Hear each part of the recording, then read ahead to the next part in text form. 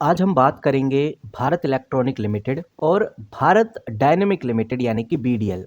BEL और BDL दोनों companies को लेकर बड़ी खबरें आई हैं। दोनों कंपनीज की खबरें हम देखेंगे। भारत इलेक्ट्रॉनिक में कुछ क्रेडिट रेटिंग को लेकर भी अपडेट आई हैं, इसके ऊपर भी हम चर्चा करेंगे। इतना ही नहीं, एक और खबर निकल के सामने आ रही है। ये खबर आपको बिल्कुल क्लियर कर देगी कि अब आगे क्या होने वाला है। सिर्फ बीईएल, बीडीएल और एचएएल में ही नहीं, और भी जो कंपनीज हैं जो डिफेंस सेक्टर से बिलोंग करती हैं, उनमें क्या होने वाला है, जो एक्सपर्ट है वो क्या अपना पॉइंट ऑफ व्यू रख रहे हैं। ये खबर मनी कंट्रोल प्रो के द्वारा पब्लिश की गई है। आप डेट चेकआउट करेंगे तो आपको नजर आएगा कि 28 अक्टूबर 2025 की खबर है। लगभग रात को आई थी, 22:20 पे ये खबर पब्लिश की गई थी और कह सकते हैं कि आज है 29 अक्टूबर, तो इसका इम्पैक्ट हमें देखने को मिलता रहेगा। लगभग 1-2 नवंबर तक तो नो डाउट देखने को मिलेगा। अब ये खबर बेसिकली है क्या, इसको थोड़ा समझते हैं। यहाँ पर हेडलाइन में आपको देखने को मिलेगा defence theme steel has fire power. इसका मतलब साफ है कि जो डिफेंस सेक्टर के स्टॉक्स हैं उनमें अभी भी ग्रोथ पोटेंशियल है। ऐसा इसलिए क्योंकि जो डिमांड है और जो गवर्नमेंट स्पेंडिंग है,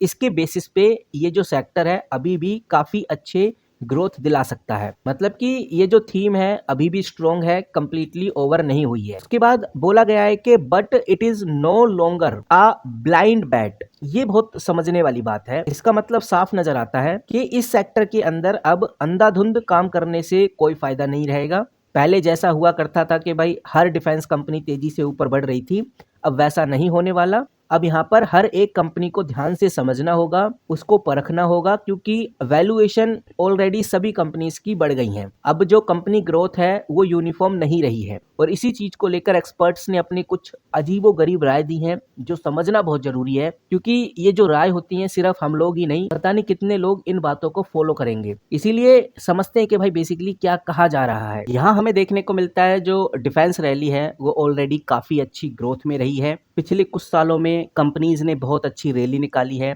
2x, 5x, 10x तक कंपनीज बढ़ी हैं, लेकिन हमें इसके नीचे वाली बातों को भी ध्यान से ऑब्जर्व करना चाहिए। इसका मतलब साफ है कि डिफेंस थीम में अभी भी कुछ ग्रोथ पोटेंशियल बचा हुआ है। सेक्टर कंप्लीटली एग्जॉस्ट नहीं हुआ है, मतलब कि अभी भी कुछ कंपनीज ऐसी हैं जो अभी अपसाइड ग्रोथ दिला सकती हैं, लेकिन वो भी काफी लिमिटेड है। वहीं यहाँ पर हमें एक वार्निंग भी देखने को मिल रही है। जो फंड मैनेजर है वो साफ बोल रहे हैं कि डिफेंस कंपनीज अब आगे चलेंगी, ऐसा सोचना गलत है। अब यहाँ पर हमें एक स्पेसिफाइड कंपनी को चूज करके उसके ऊपर पूरी रिसर्च करके ही आगे एक्शन लेना चाहिए। हमें देखना चाहिए कि ऑर्डर बुक क्या है, मार्जिन स्टेबिलिटी क्या है, एग्जीक्यूशन रिकॉर्ड क्या है, वैल्यूएशन क्या है, ये सब कुछ देखकर ही अगला कदम उठाना चाहिए। और इसी जगह हमें ये भी देखने को मिल रहा है कि जो ये सेक्टर है लॉन्ग टर्म ग्रोथ में अच्छा खासा स्ट्रॉन्ग मूवमेंट ला सकता है। जिस तरह से मेक इन इंडिया को पुश किया जा रहा है तो एक्सपोर्ट ग्रोथ हो रही है, जो डिफेंस बजट है वो राइज हो रहा है, प्राइवेट सेक्टर का पार्टिसिपेशन हमें देखने को मिल रहा है। ये सब फैक्टर्स लॉन्ग टर्म में काफी पॉजिटिव इंपैक्ट क्रिएट करेंगे डिफेंस कंपनीज में। लेकिन अब हमें ये चीज थोड़ी ध्यान से रखकर चलनी है कि पहले जैसे फास्ट एंड एफर्टलेस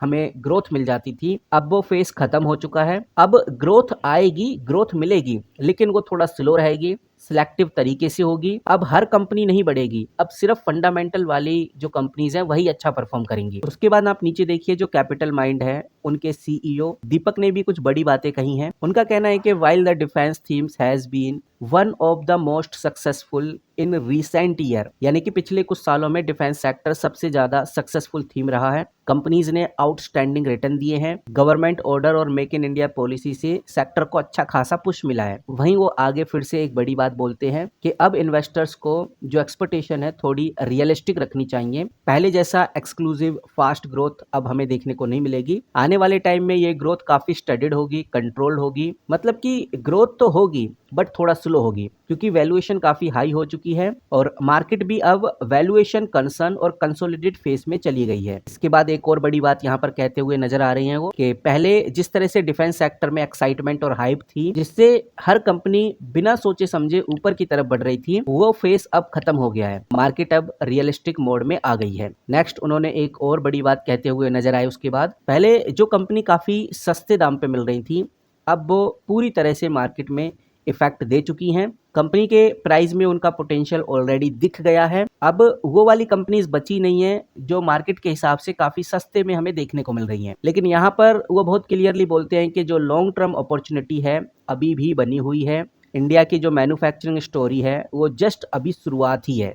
कहने का मतलब शॉर्ट टर्म में एक्साइटमेंट कम जरूर हुई है, लेकिन लॉन्ग टर्म में ग्रोथ स्टोरी अभी भी सॉलिड है। इंडिया अपना डिफेंस मैन्युफैक्चरिंग बेस बिल्ड करना स्टार्ट कर रहा है और ये अभी इनिशियल फेज में है। अगले 5 से 10 साल में सेक्टर पोटेंशियल हमें और अच्छा देखने को मिलेगा। तो ये जो कंसोलिडेशन फेज हमें देखने को मिल रहा है, इसमें हम बिल्कुल भी इस तरह की मिस्टेक मत करना कि अब स्लो डाउन हो चुका है। नहीं, आप ये समझिए कि कंपनी अभी साइड वे फ्लैट चल रही है, उससे ये बिल्कुल मत समझो कि सेक्टर स्लो हो गया है। ये बस एक कंसोलिडेट फेस है जिसमें कंपनी काफी स्टेबल हो जाती है और जैसे ही फंडामेंटल कैचअप होंगे वैसे ही हमें ग्रोथ देखने को मिलेगी। वही जो डिफेंस ऑर्डर पाइपलाइन है वो भी काफी स्ट्रोंग है और जो डोमेस्टिक कंपनीज हैं वो ऑलरेडी अपने आप को ये प्रूव कर चुकी हैं कि वो लार्ज स्केल प्रोजेक्ट भी कर सकती हैं। मतलब कि गवर्नमेंट के द्वारा दिए गए बड़े ऑर्डर्स को कंपनी फुलफिल कर रही हैं। पहले जहां रिस्क था, अब एग्जीक्यूशन स्ट्रेंथ विजिबल हो रही है। और अगर आपको ये लग रहा है कि जो कंपनी के क्वार्टरली रिजल्ट हैं वो कुछ खास नहीं आ रहे,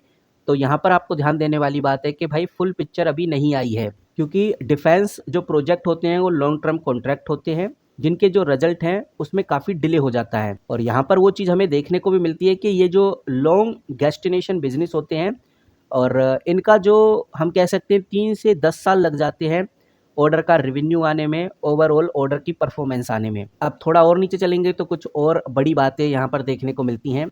जैसे कोटक महिंद्रा के जो CIO है, कोटक महिंद्रा के CIO हर्षा उपाध्याय का भी अपना बड़ा स्टेटमेंट है, इसको भी देख लेते हैं। यहाँ पर उनका सीधा कहना है कि जो मार्केट है, पहले इन्वेस्टर, फंड मैनेजमेंट या फंड मैनेजर डिफेंस सेक्टर पे ज़्यादा ट्रस्ट नहीं करते थे। उनको लगता था कि ये जो सेक्टर है नॉन ट्रांसपेरेंट है और गवर्नमेंट कंट्रोल होने के कारण ज़्यादा रिस्क होता है, ऐसा इन्वेस्टर्स और फंड मैनेजर्स को लगता था। लेकिन अब परसेप्शंस बदल गए हैं। अब इन्वेस्टर्स को कॉन्फिडेंस आ गया है और डिफेंस मैन्युफैक्चरिंग एक सीरियस और प्रॉफिटेबल बिजनेस बन गया है। कहने का मतलब ये है कि कई सालों तक इन्वेस्टर्स ने डिफेंस सेक्टर को काफी ज्यादा इग्नोर किया है, क्योंकि ये टोटली गवर्नमेंट के ऑर्डर के ऊपर ही डिपेंडेंट थे और जो प्राइवेट ग्रोथ थी वो काफी लिमिटेड थी। कोई खास ट्रांसपेरेंसी नहीं थी। ऑर्डर्स हो गए, मार्जिन्स हो गए, प्रॉफिटेबिलिटी हो गई, इसमें कोई क्लियरिटी समझ नहीं आती थी, जिसकी वजह से डिले और बोरेंसी का काफी रिस्क होता था। लेकिन अब आज के टाइम पे ऐसा नहीं है। अब साफ साफ दिखता है कि भाई कंपनीज के पास कितने ऑर्डर हैं, किस टाइप के ऑर्डर हैं और किस तरह से कंपनी इन ऑर्डर को एग्जीक्यूट करेगी। अब जो प्राइवेट प्लेयर्स हैं, प्राइवेट कंपनीज हैं, जैसे BEL, HAL के अलावा भी भारत फोर्ज हो गया, L&T हो गया, सोलर इंडस्ट्री हो गया, डाटा पैटर्न हो गया, अपोलो माइक्रोसिस्टम हो गया, आइडिया फोर्ज हो गया, ने अपनी एग्जीक्यूशन कैपेबिलिटी और क्रेडिबिलिटी को भी प्रूव किया है और यही काफी इंपॉर्टेंट है। वहीं हमें लास्ट में देखने को मिलता है कि government push that not cyclic but structural, ये बोला गया है, ये बहुत इंपॉर्टेंट है। पहले गवर्नमेंट का सपोर्ट साइक्लिक होता था, कभी होता था कभी नहीं, अब ये स्ट्रक्चरल हो गया है। Long term policy level support मिल रहा है, जैसे Atmanirbhar Bharat, make in India, import ban करना, एक्सपोर्ट को प्रमोट करना, और ये बातें दिखाती हैं कि भाई डिफेंस सेक्टर आगे अच्छा परफॉर्म करेगा। मतलब कि ये एक टेम्परेरी अब ट्रेंड नहीं रहा है, ये परमानेंट शिफ्ट हो चुका है। उसके बाद उपाध्याय ये भी बोलते हैं कि भाई वैल्यूएशन काफ़ी ज़्यादा हाई हो चुकी है इन डिफेंस कंपनीज की, क्योंकि हायर प्राइस पे भी मल्टीपल वैल्यूज़ के ऊपर भी लोगों ने बाय करना शुरू कर दिया है, जिसकी वजह से PE रेशो काफ़ी हाई हो चुका है। मार्केट ने फ्यूचर ग्रोथ को पहले से ही प्राइस इन कर लिया है, जो कि काफ़ी इंपॉर्टेंट है जानना। जो फ्यूचर में ग्रोथ होने वाली थी उसको प्राइस इन मार्केट पहले ही कर चुकी है, लेकिन जो अर्निंग कैचअप है वो अभी शुरू नहीं हुआ है। इतना ही नहीं, ये भी देख पा रहे हैं कि कंपनीज की जो बैलेंस शीट है वो बेटर होती हुई नजर आ रही है। और बेटर बैलेंस शीट का मतलब ही ये है कि कंपनीज के डेट कम हो रहे हैं, डिफेंस कंपनीज के कैश रिजर्व बढ़ रहे हैं और फाइनेंशियल हेल्थ भी उनकी मजबूत हो रही है। हायर प्रॉफिटेबिलिटी हमें देखने को मिल रही है, यानी कि मार्जिन इंप्रूव हो रहे हैं। कंपनीज अब ज़्यादा इफिशिएंट और प्रॉफिटेबल बनती हुई नजर आ रही हैं।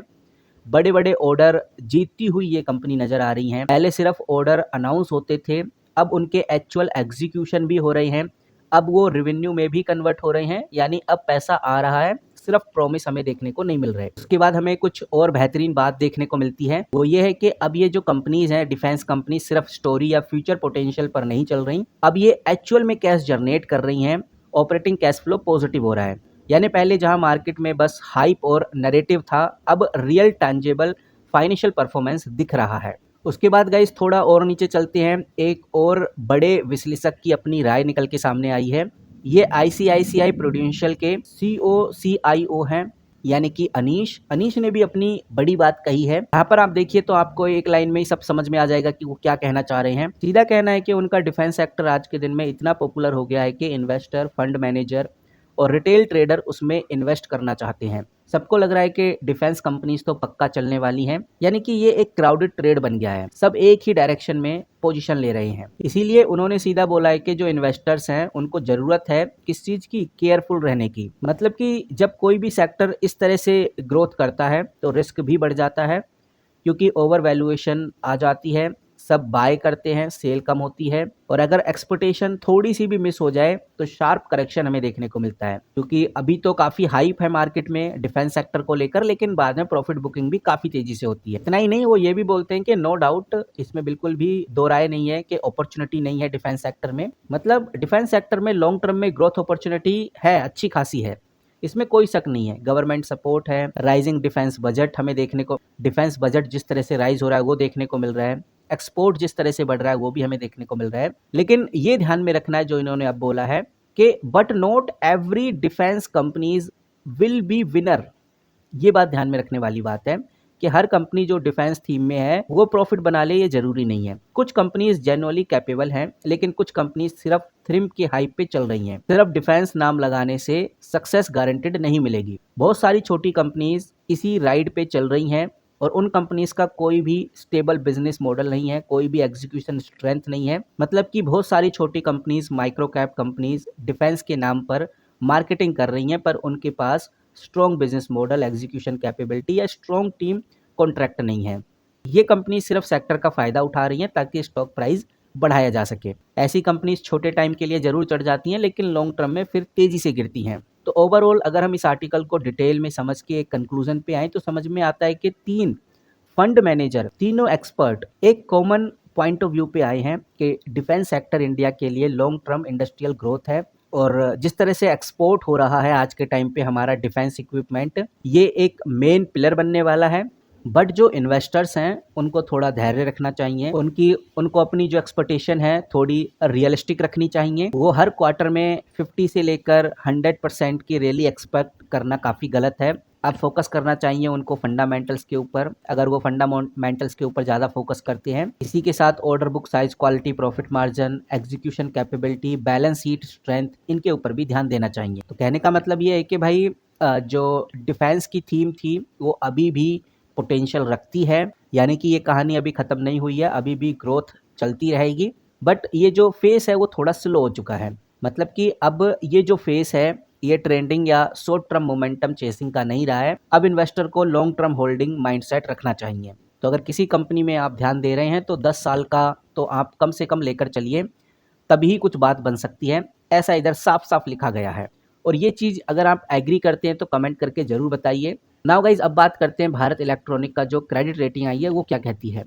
मैं डॉक्यूमेंट्स के अंदर जाता हूँ, 14 घंटे पहले ही एक क्रेडिट रेटिंग आ गई है BEL की, और डेट आप चेक कर सकते हैं 28 अक्टूबर। और यहाँ पर आपको देखने को मिलेगा कि जो CARE रेटिंग लिमिटेड एक कंपनी है, और ये जो CARE rating limited company BEL को कौन सी रेटिंग देती है, वो देती है ESG रेटिंग। और ESG रेटिंग के अंदर उसने दिया है 73.8। ESG रेटिंग का मतलब है एनवायरमेंटल, सोशल एंड गवर्नेंस। ये रेटिंग कंपनी के सस्टेनेबिलिटी, एथिक्स, प्रैक्टिस को मेजर करती है।